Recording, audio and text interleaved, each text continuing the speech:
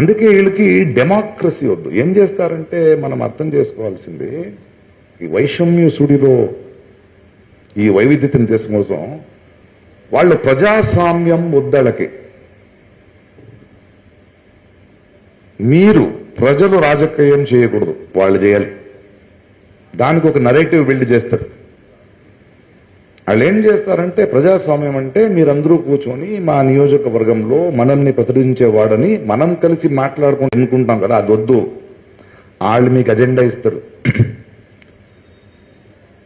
మీ ధర్మం డేంజర్లో ఉంది, నీ భాష డేంజర్లో ఉంది, నీ కులం డేంజర్లో ఉంది, మీకేం అర్థం కావట్లేదు, సో మాకు కాంట్రాక్ట్ ఇవ్వండి, మేము చూసుకుంటాం.